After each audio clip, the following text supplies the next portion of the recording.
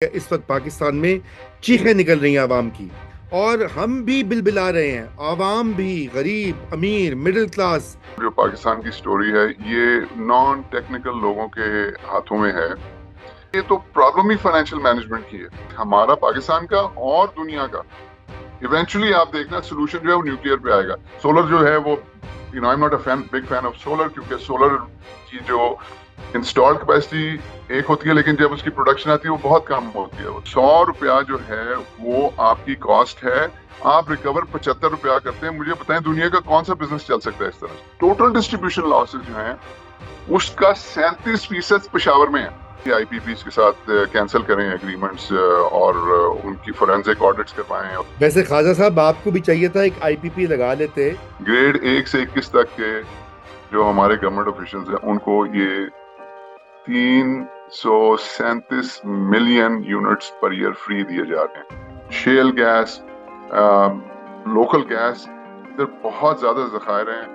हमें इंटरनेशनल कंपनियों को इनवाइट करने की जरूरत है, वो आती नहीं है क्योंकि प्राइसिंग हमने जो है वो इंटरनेशनली रखी हुई। डिस्कोस को आउटसोर्स करें, प्राइवेटाइज करें, लीज करें, जॉइंट वेंचर करें, जो भी करें, से जान छुड़ाएं। आपने ट्रांसमिशन लॉसेस की बात की, लाइन लॉसेस की बात की, गर्दिशी कर्जे की बात की। अगर आप लैंड रिकॉर्ड्स सिर्फ एक चीज कर लें अपनी इकोनॉमी के अंदर किसी भी डेवलपिंग कंट्री में, तो वो अकेली ही काफी है आपकी इकोनॉमी या को ठीक करने के लिए। इंडिया में जरा सा कुछ हो जाए तो उंगलियां पाकिस्तान की तरफ उठने लगती हैं। जी, अस्सलाम वालेकुम नाजरीन। सॉल्यूशंस फॉर पाकिस्तान की नई एपिसोड के साथ मैं और हारून ख्वाजा आपके साथ मौजूद हैं। हर हफ्ते हमारी ये कोशिश और काविश होती है कि हम पाकिस्तान के जो पेचीदा पॉलिसी के माशी और दीगर सियासी मसाइल भी उनका ना सिर्फ हम जायजा लें कि हफ्ते में क्या हुआ, महीने में क्या हुआ, बल्कि आपको ये भी बताएं कि इसका हल मौजूद है। ये नहीं है कि हम किसी बंद गली में फंसे हुए हैं। हल मौजूद है। जरूरत आपको पता ही है क्या होती है। पॉलिटिकल विल की होती है, कुछ सोच विचार की होती है, कुछ सूझबूझ की होती है। और हमारी यही कोशिश है कि आप भी नाजरीन और जो हमारी पॉलिसी बनाने वाले लोग हैं पाकिस्तान में, पाकिस्तान से बाहर, वो ये देखें और इस इन मामलात के ऊपर डिबेट और कॉन्वर्सेशन का आगाज हो। तो वेलकम बैक हारून साहब। आप को पता ही है कि इस वक्त हमने, जब आपसे मेरी पिछली बात हुई तो मैंने आपसे कहा एक टॉपिक है इस वक्त पाकिस्तान में चीखें निकल रही हैं आवाम की। और वो निकल रही है बिजली के बिलों के ऊपर आईएमएफ की डील के बाद। और हारून भाई, हत्ता कि आपको मैं ये भी बता दूं, और खैर आपके इल्म में ही है कि हमारा ये नया दौर का जो दफ्तर है, इसके किराए से 2 गुना ज्यादा बिजली का बिल आया है मई का। और अभी जून का तो आना है, अभी जून का बिल पहुंचा नहीं है। और हम भी बिल बिला रहे हैं, आवाम भी, गरीब अमीर मिडिल क्लास। तो ये एनर्जी का क्राइसिस है, इसके पीछे यकीनन एक बहुत बड़ी कहानी है। मैं चाहूंगा कि आज आप वहां से स्टार्ट करें। ये क्राइसिस बना कैसे है, ये इतना शदीद कैसे हुआ, और फिर मैं जरा आपसे आगे जाता हूँ, ये आईएमएफ की जो कंडीशंस हैं। जी हारून भाई, ये क्राइसिस की ओरिजिन्स क्या है बिजली के? बिस्मिल्लाह रहमान रहीम। रजा, ये as you just said it's a very very complicated subject. और ये कॉम्प्लिकेट इसलिए हुआ है क्योंकि अगेन एज यूजुअल जो पाकिस्तान की स्टोरी है ये नॉन टेक्निकल लोगों के हाथों में है। बात यह है कि बिजली की प्रोडक्शन एक चीज है, जनरेशन एक चीज है, डिस्पैच, ट्रांसमिशन और डिस्ट्रीब्यूशन, ये सारा कुछ टेक्निकल इशू जो है ये एक चीज है। लेकिन बिजली एज अ बिजनेस, उसकी फाइनेंशियल मैनेजमेंट वो लोग नहीं कर सकते, ये जो ये वाले टेक्निकल लोग हैं, इंजीनियर्स। उसके लिए आपको फाइनेंस के प्रोफेशनल्स चाहिए। मैं ये इसलिए कह रहा हूँ क्योंकि आपने जब मुझे कहा, मतलब मेरे पास काफी डेटा था, मैंने इसको इतना डिटेल में नहीं किया था जितना आपने जब मुझे कहा एनर्जी का, तो फिर मैंने इसको बहुत डिटेल में स्टडी किया। एंड आई रियलाइज कि भाई ये तो प्रॉब्लम ही फाइनेंशियल मैनेजमेंट की है। तो मैं कुछ चीजें आपके सामने रखना चाहता हूँ। बहुत कॉम्प्लिकेटेड सब्जेक्ट है, लेकिन मैं इसको कोशिश करता हूँ इसको थोड़ा सिंप्लीफाई करने का। तो इसको मैंने 4 हिस्सों में डिवाइड किया। ठीक। एक है आपकी जो है जनरेशन, सही। थोड़ा वो एक्सप्लेन करूंगा। फिर मैं आपको एक्सप्लेन एक्सप्लेन करूंगा कि टीएनडी लॉसेस जो हैं, यानी कि वो जो हम ये चोरी और लाइन लॉसेस वगैरह। तीसरा मैं आपको सर्कुलर डेट का बताऊंगा, और चौथा मैं आपको कैपेसिटी पेमेंट्स का बताऊंगा। ये 4 मेन आइटम्स हैं। अच्छा, इसके ऊपर तो पूरा थीसिस लिखा जा सकता है, सो और नंबर्स बहुत ज्यादा हैं, तो मैं कोशिश करूंगा, आई ट्राई माय बेस्ट, इसको एज सिंपल एज पॉसिबल रखा जाए। ठीक है रजा, आपने कोई सवाल करना है तो बताएं, फिर नहीं, मैं आपको ये नो चारों। No no no, this is wonderful. मैं खुद भी, देखिए, मैं खुद भी इतना कंफ्यूज हो जाता हूँ। मैं पढ़ता हूँ, बात करता हूँ कई सालों से, लेकिन हर साल इसकी पेचीदगी में इजाफा होता है। बहरहाल, प्लीज कंटिन्यू। तो हर साल नेपरा ये करती है कि अपनी एक एनुअल रिपोर्ट शाया करती है, और फिर एक साथ टेक्निकल रिपोर्ट भी शाया करती है। तो उसके अंदर आप नेपरा की वेबसाइट पे जाएं और ये रिपोर्ट सारी होती हैं। जो लेटेस्ट नेपरा की रिपोर्ट अवेलेबल है वो 2023 जून की है। तो उसमें बहुत सारा सारा डेटा है। तो मैं आपको चंद चीजें गोश गुजार करना चाहता हूँ। अब आ जाएं, सबसे पहले चार चीजें मैंने बात करनी, सबसे पहले जनरेशन पे आ जाएं। तो हमारे जो कहाँ से हम जनरेट कर रहे हैं इलेक्ट्रिसिटी, वो हाइड्रो है, न्यूक्लियर है, विंड, सोलर, बगास, थर्कोल है, गैस और थर्मल है, और थोड़ी सी हम ईरान से इंपोर्ट करते हैं।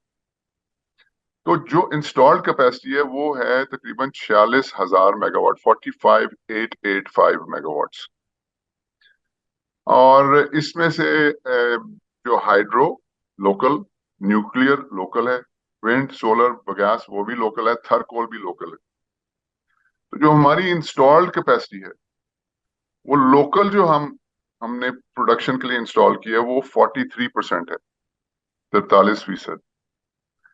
और जो फॉरेन फ्यूल के ऊपर है, यानी कि वो एलएनजी, आरएफओ वगैरह और थर्मल, वो 57% है। तो ये पहले समझें कि लोकल फ्यूल्स के ऊपर 43% है, फॉरेन फ्यूल के ऊपर 57%। ये एक साल पहले this used to be 58% local, 42% foreign. तो ये चेंज हो गया, ये रिवर्स हो गया। तो हमारी डिपेंडेंसी ऑन हमारे जो फॉरेन फ्यूल है उस पर ज्यादा हो गई है। ठीक है।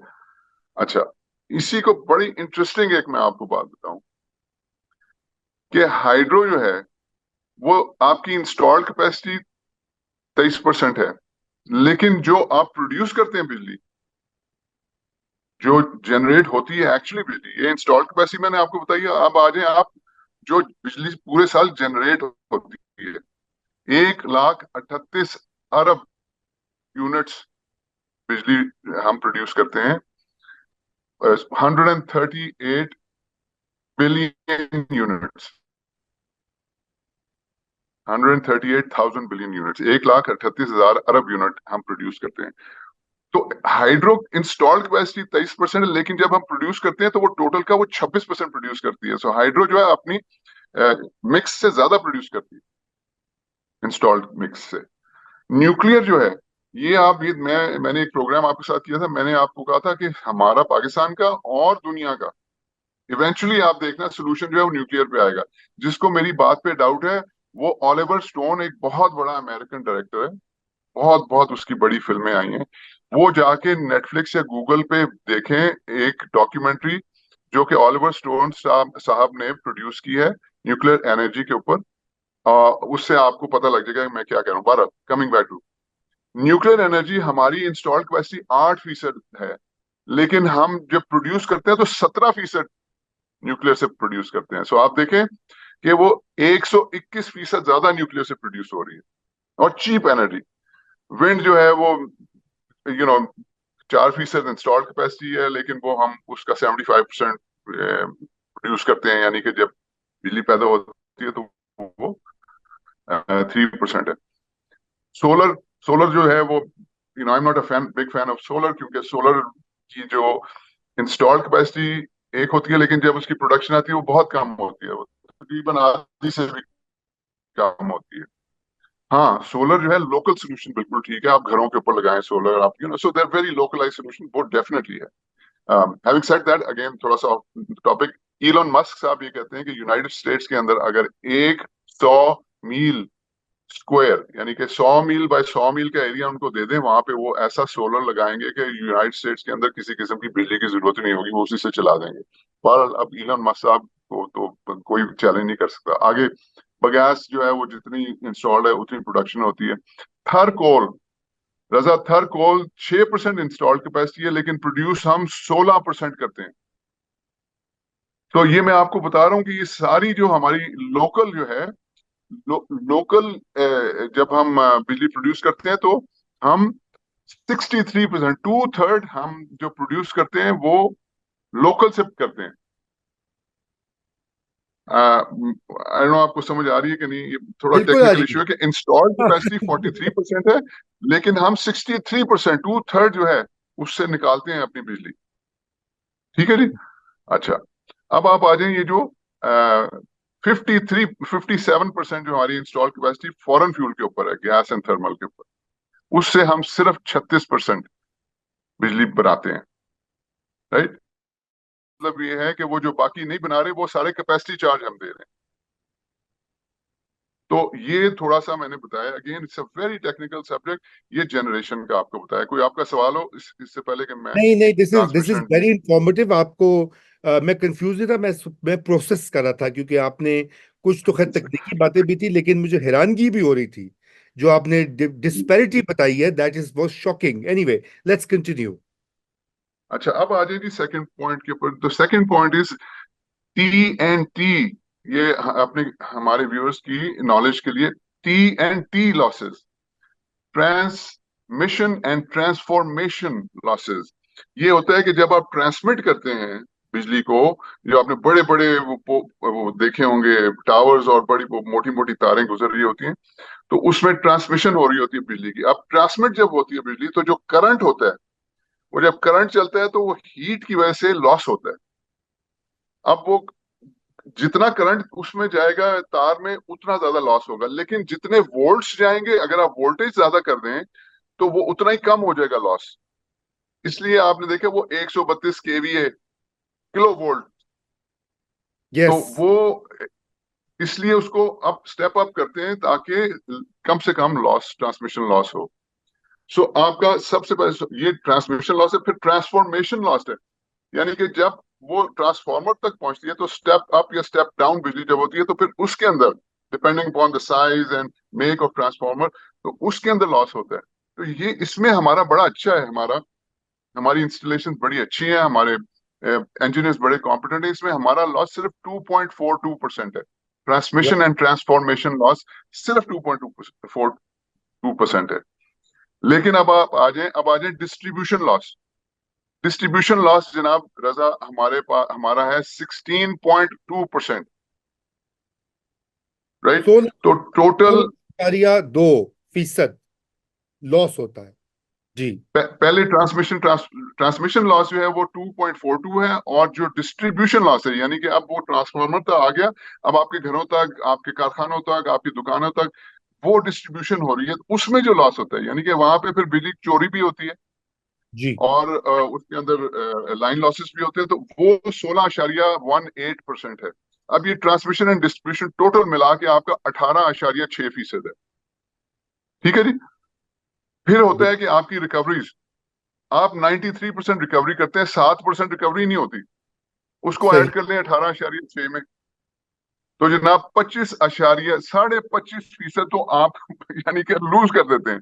यानी कि 100 रुपए, 100 रुपया जो है वो आपकी कॉस्ट है, आप रिकवर 75 रुपया करते हैं। मुझे बताएं दुनिया का कौन सा बिजनेस चल सकता है इस तरह से?